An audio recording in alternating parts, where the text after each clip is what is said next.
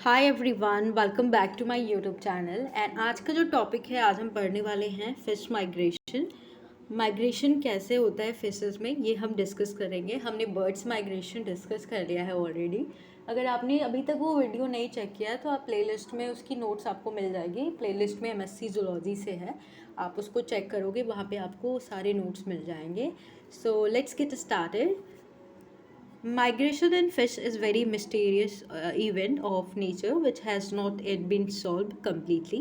तो माइग्रेशन जो है, फिश माइग्रेशन बहुत कह सकते हैं मिस्टीरियस होता है। बहुत मतलब सभी फिश में माइग्रेशन नहीं होता है, कुछ फिश में माइग्रेशन होता है। तो 2.5% of all fish species migrate. Okay, these phenomena is characterized by the regular periodic movement like homing. तो एग्ज़ाम में होमिंग एंड होम रेंज का क्वेश्चन आता है। कोहेन ने डिफाइन किया है कोहेन ने बताया है about 8,000 fresh water species, 12,000 marine and 120 diadromous species moving between fresh water and sea water। तो diadromous fishes वो होती हैं जो फ्रेश वाटर से सी वाटर जाते हैं, जो मूव करती हैं बिटवीन फ्रेश वाटर से सी वाटर और sea water to fresh water.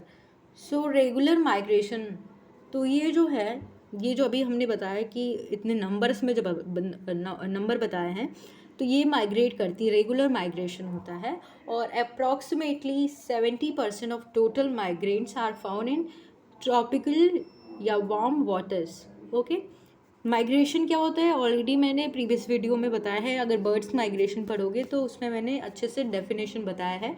यहाँ भी थोड़ा सा हम देख लेते हैं, अदरवाइज वो वीडियो आप ज़रूर देखिए तो आपको समझ आएगा कि what is migration. Okay, the term migration has been derive from a Latin word and it means travelling. तो ये हमने वहाँ डिस्कस किया था। ये लैटिन वर्ड जो है माइग्रेयर से बना होता है और ये इसका अर्थ होता है एनी ट्रैवलिंग, यानी कोई ट्रैवलिंग करना होता है। It has been defined the various ways by different workers. Thomson ने डिफाइन किया है, has defined migration as a shift in water. So Thomson ने क्या बोला है कि माइग्रेशन क्या होता है, has defined migration as a shift in what may be called the centre of gravity of the population. Nikolsky ने क्या बोला है, निकोलसी ने बोला है कि migration is an adaptation towards increasing the abundance of species. तो ये बेसिकली जनरल जो हमने माइग्रेशन की डेफिनेशन पढ़ी थी, वो आप जब बर्ड्स माइग्रेशन देखोगे ना, तो उसमें आपको मैंने पूरे डिटेल में बताया है। ठीक है, तो यहाँ पे कुछ ऐसे जो वर्कर्स थे उन्होंने डिफाइन किया है। It can also be defined as a periodic और डायरेक्टेड ट्रैवल ड्यू टू जो change in environment condition. Environmental condition में चेंज होता है, इसकी वजह से भी माइग्रेशन होता है, ये पीरियोडिक होता है। ठीक है, और ये migration differ from the dispersal local movement and seasonal movement as migrant always return to the region from which they had migrated। ये पॉइंट बहुत इंपॉर्टेंट है, ये जो लाइन अभी मैंने बताया। माइग्रेशन क्या होता है कि मतलब होम रीजन से अगर ये अदर रीजन में माइग्रेट करते हैं for few days, for few month, तो फॉर फ्यू ड्यूरेशन के लिए करते हैं, कुछ ड्यूरेशन के लिए करते हैं। तो उसके बाद ये अपने जो होम रीजन है, बर्थ प्लेस पे फिर वापस आते हैं। तो इस प्रकार के माइग्रेशन को, या होम रीजन पे वापस आते हैं, इसको कहते हैं तो ये माइग्रेशन होता है। ठीक है, next come to the homing, जो अभी हमने डिस्कस किया ऊपर। होमिंग क्या होता है, बहुत इंपॉर्टेंट है, आपके एग्जाम में पूछा जाता है। होम रेंज क्या होता है? Homing is a complex, instinctively and physiologically dictated behaviour of migrative fish which compels the fish to return to its original locality after undertaking migratory journey. So basically ये एक instinct behaviour होता है, यानी जो parents से birth के time ही आ जाता है। तो ये एक प्रकार का इंस्टिंक्ट बिहेवियर होता है। जो भी फिशेस होती है उनको क्या करता है, उनके होमिंग ग्राउंड पे रिटर्न की टिकट कराता है। यानी समझिए कि जैसे कि वो फॉर ब्रीडिंग के लिए वो दूसरे रीजन पे माइग्रेट कर गए, एक रीजन से दूसरे रीजन पे माइग्रेट गए। तो होमिंग जो है ये क्या करता है, ये इंश्योर करता है कि जो ये यहाँ पे माइग्रेट करेगा, ये फिर वापस रिटर्न आएगा। तो रिटर्न क्या है, ये यहाँ पे हमने पढ़ा ना। तो एक क्या है, एक माइग्रेटरी फिश जो होते हैं उसमें क्या होता है, ये क्या करता है, कंपेल करता है फिश को कि रिटर्न इट्स ओरिजिनल लोकेलिटी जहाँ पे वो रहते हैं, ठीक है, आफ्टर टेकिंग या फिर आफ्टर अंडरटेकिंग माइग्रेटरी जर्नी। जब ये माइग्रेशन के बाद वापस अपने स्थान पे आ जाती है जहाँ पे उनकी लोकेलिटी है, तो इसको कहते हैं homing. And this is a instinct, is seen most prominently in the salmon. इसको सैल्मन नहीं कहते, सामन कहते हैं। इसको हमने सामन में देखा है। ये इंस्टिंक्ट बिहेवियर आप सामन में देखेंगे जब आप एग्जाम्पल पढ़ेंगे। तो fish inhabiting smaller water body such as lake, ponds, pool and also have this remarkable instinct and if displaced they can return to their home territories. फिर वो वापस अपने होम टेरिटरी पे आती है अगर उसने माइग्रेशन किया है। तो जर्किन ने क्या बताया है, Gerking has defined homing as, अगर आपसे होमिंग का एक सिंपल वर्ड में डेफिनेशन पूछेगा तो होमिंग क्या होता है, homing is defined as the return to place formerly occupied instead of going to the other equally probable new places. Okay, so Gerking ने डिफाइन किया है। नेक्स्ट जो हमारा मेन टॉपिक है टाइप्स ऑफ माइग्रेशन, जो माइग्रेटरी फिशेस हैं उनके types को पढ़ेंगे। मेयर्स ने क्या है, according to Myers migratory fish can be classified into 3 main category. तो 3 मेन कैटेगरी में डिवाइड होती है, डायड्रोमस, पोटामोड्रोमस और ओशियनोड्रोमस। 3 कैटेगरी में ये डिवाइड होती है। डायड्रोमस फिशेस क्या होती है, डायड्रोमस अभी हमने ऊपर पढ़ा, ये इसमें माइग्रेशन होता है between fresh water to sea water, यानी जो वाइसा वर्सा होता है, यानी फिर ये this fish migrate between fresh water and sea water, यानी ये सी वाटर से फ्रेश वाटर में माइग्रेट करती है और fresh water to sea water migrate करती है। तो ये फर्दर सब डिवाइडेड होता है 2 टाइप्स में। ओके, फर्दर 3 टाइप्स में डिवाइड होता है, कहीं कहीं पे आपको 2 टाइप्स भी मिलेगा। तो first is anadromous. Anadromous fishes जो होती है, इसमें आप पढ़ोगे कि ये ऐसी फिशेस होती है, ऐसी फिश होती है जो माइग्रेट करती है कहाँ से, सी वाटर से फ्रेश वाटर की तरफ, यानी जहाँ पे बहुत सॉल्टी होता है वहाँ से ये माइग्रेट करती है जहाँ पे फ्रेश वाटर हो। तो मेरीन टू फ्रेश वाटर ये माइग्रेट करती है, और किसके लिए, फॉर ब्रीडिंग, स्पॉनिंग के लिए, स्पॉनिंग पर्पज के लिए एनाड्रोमस फिशेस माइग्रेट करती है। तो इसका बेस्ट एग्जांपल आपका है सामन एंड लैम्प्रीज आता है, और आपका हिल्सा, ये बेस्ट एग्जांपल है इसके। Next come to the catadromous. Catadromous fishes वो होती हैं जो, ये टाइप ऑफ डायड्रोमस फिशेस का ही है हम पढ़ रहे हैं।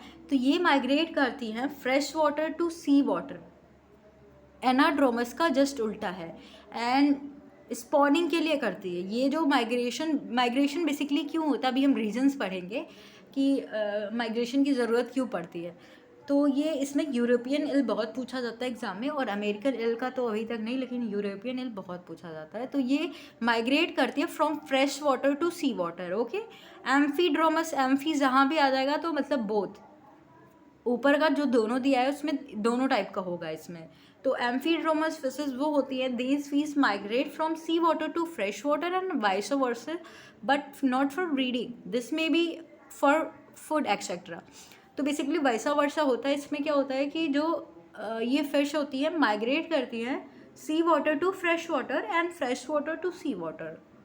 सो बेसिकली ये एम्फीड्रोमस फिश होती है, इनमें दोनों तरीके से होता है। ये कैटाड्रोमस भी होती है और एनाड्रोमस भी होती है, बोथ होती है। इसका जो बेस्ट एग्जांपल है ये गोबीज जो होती है ना, अंडरटेक माइग्रेशन फॉर फूड, इसमें लेकिन ये आप याद करिए, ये जो माइग्रेशन होता है ये ना ब्रीडिंग के लिए होता है ना स्पॉनिंग के लिए, ये होता है फूड के लिए, ठीक है। एंड कुछ ऐसी भी फिशेज होती है जिसमें क्या होता है, सिग्निफिकेंट मूवमेंट नहीं होता है from ocean to fresh water, या फिर कह सकते हैं sea water to fresh water, और फिर कह सकते हैं ये जो होती है ना, ये फिशेस ना, इसमें कोई सिग्निफिकेंट माइग्रेशन नहीं होता। कुछ ऐसी फिशेस होती है जो कि एस्चुरीज में ही मूव करते हैं, एस्चुरीज तक ही मूव करती है, ना कि ocean to fresh water. And such cases migratory changes are not too mark. तो जो भी माइग्रेटरी चेंजेस होता है वो अप टू मार्क नहीं होता है, these are called semi migratory fish. इसको हम सेमी माइग्रेटरी फिश कहते हैं। इसमें वाइट फिशेज आती हैं और रोचेज आता है। अब आते हैं ये टाइप ऑफ सेकेंड टाइप है, ये माइग्रेटरी फिशेस का सेकेंड टाइप है। इसमें हम पोटामोड्रोमस पढ़ेंगे। पोटामोड्रोमस क्या होता है? ऐसी फिश होती हैं जो कि फ्रेश वाटर में ही माइग्रेट करती है। जो ऐसी फिशेस होती है जो this fish leave and migrate only with in fresh water. ये जहाँ रहती हैं जैसे फ्रेश वाटर में ही रहती है और फ्रेश वाटर में ही माइग्रेट करती है। कार्प्स इसका एग्जाम्पल है, ब्रूक लैम्प्री है, वाइट सकर्स इसके एग्जाम्पल होते हैं। ओशियनोड्रोमस सेम, ये जहाँ रहती है ओशियन में रहती है और ओशियन में ही माइग्रेट करती है, यानी सी कह सकते हैं live in and migrate only within the sea are called oceanodromous fish. तो मतलब सी वाटर में रहती भी है और सी वाटर में ही माइग्रेट करती है। इसका एटलांटिक हेरिंग और टूना इसका एग्जाम्पल है, टूना इसका एग्जाम्पल है, ठीक है, या मैकेरल भी कह सकते हैं। तो ये जो फिश होती है कोल्डर वाटर रीजन से माइग्रेट करती है, नहीं ये जो फिश होती है कोल्डर वाटर रीजन में माइग्रेट करती है। जो पर्पज होता है इनका स्पॉनिंग का होता है, फिर ये अपने पेरेंट एरिया में आ जाते हैं, तो ये कोल्डर रीजन पे माइग्रेट करती है। नेक्स्ट है, लेकिन ये विद इन सी वाटर में ही करेगी। जो माइग्रेटरी मूवमेंट होता है आर ऑफ टू टाइप्स, दो तरीके से होता है। Along with the water currents, उसको हम डिनेटेंट कहते हैं, और against the water current call contranatant कहते हैं और डिनेटेंट कहते हैं। अगर अलॉन्ग विद वाटर करेंट होगा, वाटर करेंट के साथ होगा तो उसको डिनेटेंट कहेंगे। अगर वाटर करेंट के अगेंस्ट होगा तो उसको कॉन्ट्रानेटेंट कहते हैं, ठीक है। और सम स्पीसीज जो होती है, ओके सॉरी ये वाला लाइन है। जो मूवमेंट होता है फिश में, movement in fish can B caused by drift की वजह से भी हो सकता है। ड्रिफ्ट क्या होता है? When the fish are carried passively by the water currents. जब ये फिश होती है वाटर करेंट किसके साथ पैसिबली मूव होती है। This type of movement is most commonly employed by the larvae and rarely by the adult. तो ये एडल्ट फिशेज में रेयर होता है, लेकिन जो लार्वी होते हैं उनमें होता है ये। रैंडम लोकोमोटरी मूवमेंट ये होता है, मतलब रैंडमली कोई स्टिमुलस नहीं होता है। तो these may be lead to a haphazard or random divergence of the species or it may lead to aggregation of the species especially। तो एक ही जगह पे आ जाती है, रैंडम मूव करती है और एक ही जगह पे एग्रीगेट हो जाती है फिशेस, तो कोई स्टिमुलस नहीं होता है।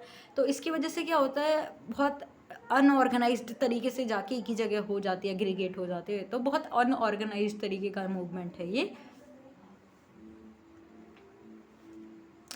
और ये क्यों आता है? जब ये डिफरेंसेस होता है इन्वायरमेंटल फील्ड में such as light, temperature etcetera, तो ये रैंडम मूव करती है। जब ये इनको ये नहीं पता होता है अच्छा सा स्टिमुलस या क्यों नहीं मिल पाता है कि इनको किस तरीके से मूव करना है। नेक्स्ट है ओरिएंटेड लोकोमोटरी मोशन। तो ये जस्ट उसका उल्टा होता है। इसमें क्या होता है? When movement is caused by a particular stimulus leading to migration of the species either towards earth और अवे फ्रॉम सोर्स। तो इसमें कोई पर्टिकुलर एक ओरिएंटेशन, मतलब कह सकते ओरिएंटेड वे में होता है।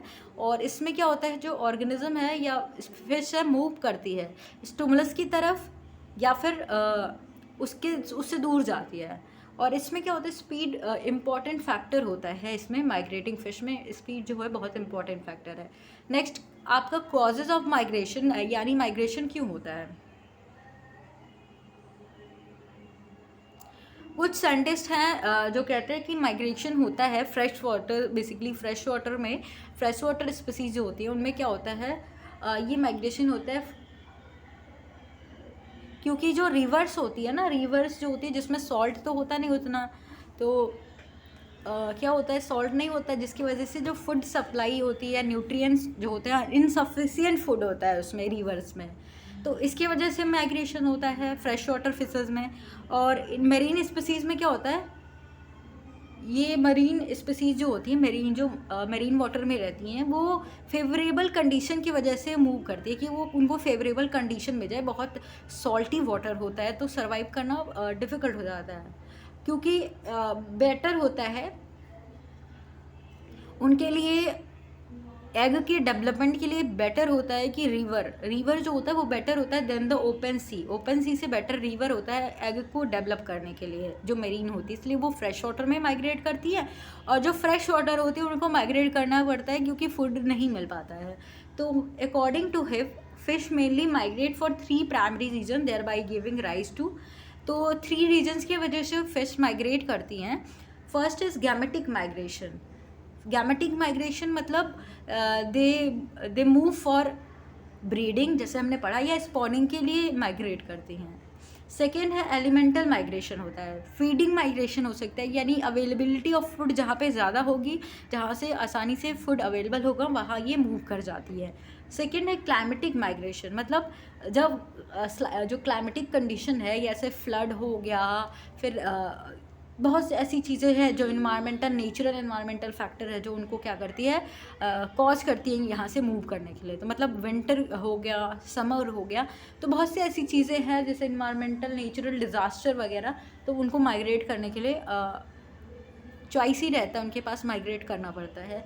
सो ऑस्मो रेगुलेटरी रीज़न भी इन्होंने ऐड किया था, मायर्स ने लास्ट में जाते जाते एक ऑस्मो रेगुलेटरी रीज़न भी ऐड किया था। Protective migration for water and mineral balance के लिए ये क्या करती हैं, मूव करती हैं। ठीक है, तो अब हम गैमेटिक और स्पॉनिंग माइग्रेशन क्या होता है। ठीक है, स्पॉनिंग माइग्रेशन मतलब ब्रीडिंग के लिए माइग्रेट करती हैं। तो spawning migration is undertaken by a fish ensure better survival and proper development of their eggs.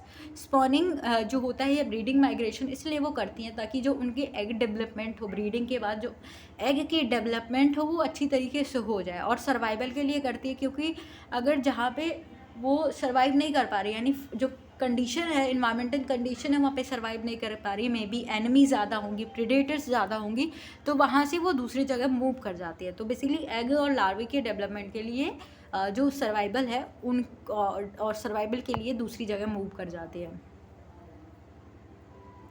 ठीक है, नेक्स्ट है migration in salmon, sorry sometimes I also say salmon because spelling इसमें एल साइलेंट है तो सामन बोलेंगे। माइग्रेशन इन सामन, इसमें जो migration होता है हमने बताया था, अभी हमने डिस्कस किया था, इसमें एनाड्रोमस, ये एनाड्रोमस फिश होता है, और एनाड्रोमस में जो माइग्रेशन होता है from sea water to fresh water. ठीक है, तो ये इसका बेस्ट एग्जाम्पल है, इसको डिस्कस करेंगे। तो most typical example of anadromous migration come from salmon and there are 9 species of the salmon belonging to 2 genera. तो 9 स्पीसीज होती है जो कि 2 जेनरा से बिलोंग करती है, यानी 2 जीनस होता है उसमें, जैसे यहाँ पे दिया गया है 2 जेनरा से बिलोंग करती है, 9 स्पीसीज अभी तक पता चला है। और इसमें क्या होता है, यहाँ पे 9 स्पीसीज़ के नाम दिखे हैं, आप इसको एक बार रीड कर लेना, वैसे ज़रूरी नहीं है। ठीक है, एग्ज़ाम में ये लिखना ज़रूरी नहीं है 9 स्पीसीज़ के बारे में।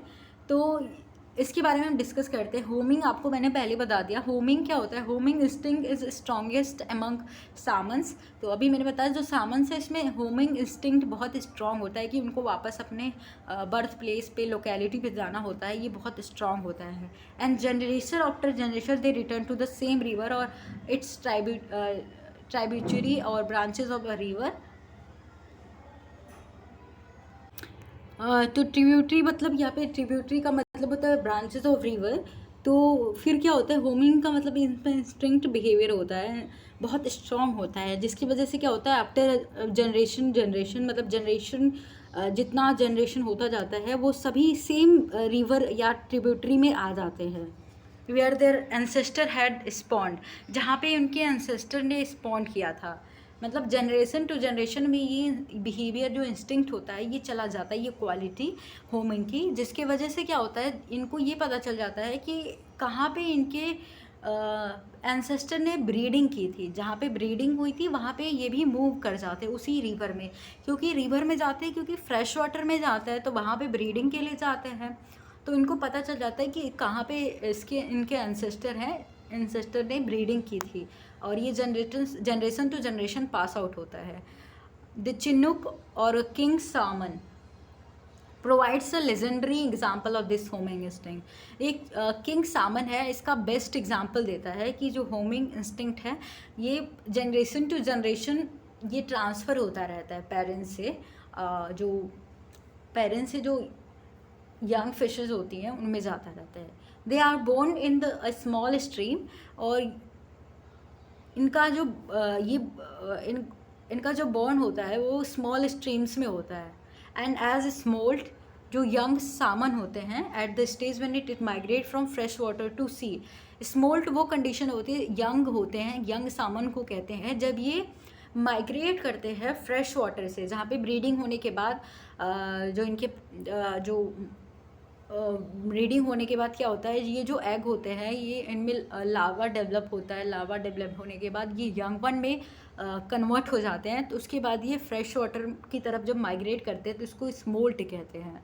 दे migrate to the Pacific Ocean, और ये पैसिफिक ओशियन की तरफ माइग्रेट करते हैं क्योंकि ब्रीडिंग हो गई, लार्वा डेवलप हो गया, यंग फिश बन गया। अब यंग फिश क्या होगा, अपने एंसेस्टर जहाँ पे रहते थे, यानी जो लोकेलिटी थी जहाँ पे वो रहते हैं, उनका नेचुरल हैबिटेट वहाँ पे चले जाएंगे, ठीक है, जो कि सी वाटर होता है, तो वहाँ पे ये चले जाएंगे। ओके,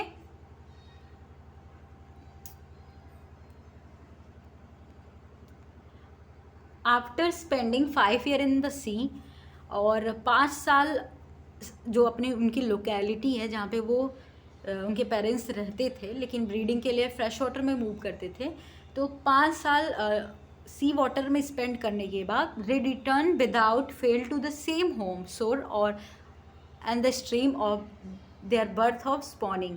और 5 साल बाद क्या होता है, 5 साल तक वो सी वाटर में रहने के बाद क्या होता है, ये जो स्मोल्ट होते हैं ये सेम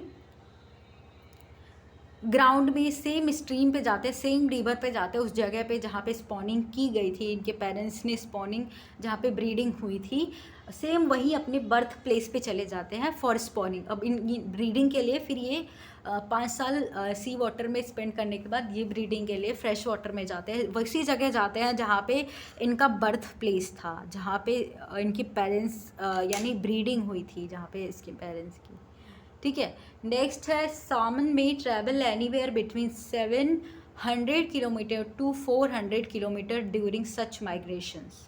तो इतना ये ट्रैवल करते हैं, तो माइग्रेशन में बहुत टाइम लग जाता है, जिसकी वजह से इनमें बॉडी में कुछ चेंजेस भी होता होगा क्योंकि खाने के लिए फूड अवेलेबल तो होता नहीं होगा। तो पैसिफिक सामन जो होते हैं डाई सून आफ्टर स्पॉनिंग, जो पैसिफिक सामन्स होते हैं वो स्पॉनिंग के बाद ही मर जाते हैं, दस they spawn once in their life. तो इसकी वजह से क्या होता है, एक ही साल मतलब एक ही बार ये स्पॉनिंग होती है, इनमें ब्रीडिंग होती है। बट क्या होता है, लेकिन जो इनके यंग वंस होते हैं, जो इनके बेबीज़ होते हैं, ये क्या है, इनमें ये क्वालिटी होमिंग की इनहेरेंट हो जाती है, मतलब चली जाती है, ट्रांसफ़र हो जाती है, ताकि फिर वो, क्योंकि अब देखो ये ब्रीडिंग हुई तो ब्रीडिंग फ्रेश वाटर में हुई, ब्रीडिंग तो फ्रेश वाटर में हुई, और इनका जो ग्राउंड था जहाँ पे ये लोकेलिटी थी वो सी वाटर से माइग्रेट करके गए थे, ब्रीडिंग हुई, यहाँ पे लावा बना और यंग डेवलप हो गया।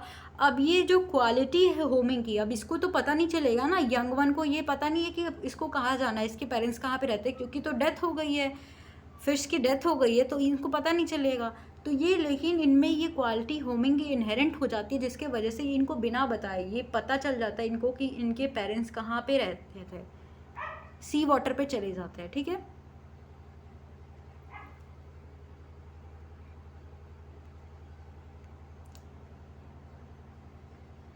It would therefore be interesting to know the life cycle of salmon in general. तो ये थोड़ा सा जानना ज़रूरी है कि लाइफ साइकिल जो है सामन का समझ सकते हैं। तो पहले तो आप सकीजिए लाइफ साइकिल ऑफ सामन में क्या होता है, पहले तो एग लेड होगा, फिर फर्टिलाइज्ड होगा फ्रेश वाटर स्ट्रीम्स में ड्यूरिंग विंटर। विंटर के टाइम जो होता है फिश होती है वो क्या करती है, एग ले करती है, उसके बाद वो फर्टिलाइज हो जाता है, और कहाँ पे होता है, वाटर स्ट्रीम्स में, जो कि रिवर में है विंटर के टाइम। और जो फर्टिलाइज्ड एग होता है फिर हैच आउट हो जाता है, हैच इनटू स्मॉल सामन्स। तो ये स्मॉल सामन्स में क्या होगा, डेवलप हो जाएगा स्प्रिंग तक जाते जाते, ठीक है। A large amount of yolk is retained by the salmon on emerging from the egg. और जो सामन ये डेवलप हो रहा है, यानी जो स्मॉल सामन डेवलप हुआ उसमें बहुत सारा यॉक क्या होता है, रिटेन हो जाता है। एग से निकलने के बाद बहुत सारा सामन में यॉक का अमाउंट आ जाता है। And this stage is called the alevin stage. इसको एल्वियर स्टेज कहते हैं, alevin stage. Okay. After further growth, फिर आगे ग्रोथ होती है। Yolk is reabsorbed and size of 3-5 centimetre is attain. अब ये जो लार्ज अमाउंट ऑफ यॉक था, ये क्या हो रहा है, फिर से रीएब्जॉर्ब हो जा रहा है और जो सामन की साइज़ है वो 3 to 5 सेंटीमीटर हो जाती है। The larva is now called fry. अब इस लार्वा को हम फ्राई कहते हैं, वो फ्राई नहीं, ये फ्राई कहते हैं इसको, एल्वियर और फ्राई। तो ये लार्वा, इसको हम फ्राई कहेंगे। Which grow further to form a fingerling. अब ये आगे ये लार्वा ग्रो करेगा, अब ये क्या करेगा, एक फिंगरलिंग बनाएगा, जिसको कहते हैं फिंगर लाइक स्ट्रक्चर होता है, इसके लिए इसको फिंगरलिंग कहते हैं। And remains in the river for a 1 year और मोर। और उसी रिवर में 1 साल से ज़्यादा रहता है। During this period the young fish continues to feed and grow and transform into the smolt. और इस पीरियड के दौरान क्या होता है, जो फिंगरलिंग कहते हैं जिसे, ये जो स्मॉल सामन होता है इसमें कंटिन्यू होती है फीडिंग, जो होती है वो फीड करता है और ग्रो करता है और धीरे धीरे क्या होता है, स्मोल्ट में डेवलप हो जाता है। स्मोल्ट क्या होता है, stage after attaining a certain amount of maturity. तो जो यंग सामन होता है इसको स्मोल्ट कहते हैं, स्टार्टिंग में हमने पढ़ा था। अब जो स्मोल्ट होते हैं ना, ये फीडिंग स्टॉप कर देते हैं, इनमें फीडिंग स्टॉप हो जाती है। अभी तक तो फीडिंग हो रही थी, फिर ट्रांसफॉर्म होके स्मोल्ट बना दिया। अब ये स्मोल्ट क्या होता है, फीडिंग स्टॉप हो जाती है इनमें, and then start their journey toward the sea. अब ये अपने जो इनके पेरेंट्स के एंसेस्टर का ग्राउंड था, इनके पेरेंट्स का जो ग्राउंड था, यानी सी वाटर की तरफ मूव करना शुरू कर देंगे। फीडिंग स्टॉप इसलिए होती है क्योंकि बीच में कुछ खाना नहीं होता है ये, तो इनमें कुछ मॉर्फोलॉजिकल चेंजेस भी होता है। सोमा स्पीसीज़ में माइग्रेट सून आफ्टर हैचिंग। और कुछ ऐसे भी फिश होती हैं, जैसे सोमा स्पीसीज़ है सामन का, वो क्या होता है, माइग्रेट कर जाता है तुरंत जैसे ही हैचिंग हो जाती है, जिसे पिंक सामन कहते हैं। While other take a long as 7 year। कुछ ऐसे भी हैं जो 7 साल बाद माइग्रेट करते हैं, 7 साल लेते हैं बिफोर स्टार्टिंग माइग्रेशन। तो इस तरीके से अलग अलग स्पीसीज़ में अलग अलग तरीके से हो सकता है। So salmon undergo many changes before undertaking migration. Migration करने से पहले, मतलब जो यंग सामन है जो अभी फ्रेश वाटर में है, रिवर में, अब ये माइग्रेशन करने से पहले क्या होता है, इसमें बहुत सारी चेंजेस होती हैं। ठीक है, इसमें बहुत सारी चेंजेस होती है due to cessation in feeding. अब यहाँ पे ये फीडिंग नहीं होती, स्मोल्ट में फीडिंग तो नहीं होती है, और इसकी वजह से क्या होता है, changes in the size of the intestinal tract and intestinal enzyme are brought about. तो इनमें क्या होता है, इंटेस्टाइनल ट्रैक्ट में चेंज होता है, एंजाइम्स में चेंज होती है। Some biochemical changes have also been noted in the flesh of the fish. जो फ्लैश होता है फिश के, उसमें कुछ बायोकेमिकल चेंजेस भी देखने को मिलती है। Well along with the change in osmo regulation में भी चेंजेस होता है, क्योंकि फ्रेश वाटर में जो सॉल्ट की कंसंट्रेशन होती है वो तो कम होती है, लेकिन जब वो मेरीन में जाएंगे तो ऑब्वियसली जो सॉल्ट वगैरह जो कंसंट्रेशन होगी सॉल्ट की बहुत ज़्यादा हो जाएगी, तो जो उनकी बायोलॉजिकल प्रोसेस होगी उसमें भी कुछ चेंजेस होगा। Morphological changes result in the peculiar sexual character such as drawn out by snout and lower jaws।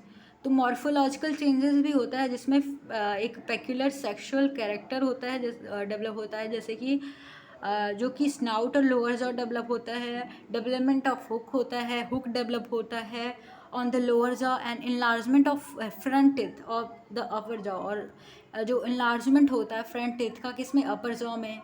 In the mail किस में होता है, मेल चिनोक सामन में होता है। These physiological and morphological changes probably provide the stimulus for the stop of the migratory journey extending over thousands of miles। तो basically ये जो फिजियोलॉजिकल मॉर्फोलॉजिकल चेंज होती हैं यही प्रोवाइड करती है स्टिमुलस कि उनको अब क्या करना है, अपना माइग्रेशन स्टार्ट करना है। जैसे हमने बर्ड्स में पढ़ा था, रेस्टलेसनेस पढ़ा था, तो ये एक क्यू होता है, स्टिमुलस होता है जो प्यूटेटरी ग्लैंड द्वारा कंट्रोल किया जाता था, जिससे वजह से वो माइग्रेशन स्टार्ट करते थे। तो इसमें भी यही होता है कि कुछ स्टिमुलस होता है जिसकी वजह से इनमें माइग्रेशन स्टार्ट होता है। सो आज का ये चैप्टर यहीं ख़त्म होता है। नेक्स्ट वीडियो में हम, अभी ये टॉपिक ख़त्म नहीं होगा, आगे हम यूरोपियन इल में माइग्रेशन पढ़ेंगे, जो कि कैटाड्रोमस होता है, जो कि माइग्रेट करता है from fresh water to sea water. इसमें जो सामन में था, ये ब्रीडिंग के लिए माइग्रेट करते थे from marine to sea water to fresh water. Okay, तो कैटाड्रोमस माइग्रेशन हम पढ़ेंगे नेक्स्ट वीडियो में, जिसमें हम एग्जांपल पढ़ेंगे European L, American L. Okay, and video पसंद आती है तो अभी तक आपने चैनल को सब्सक्राइब नहीं किया तो please do like share and subscribe. हाँ, थैंक यू।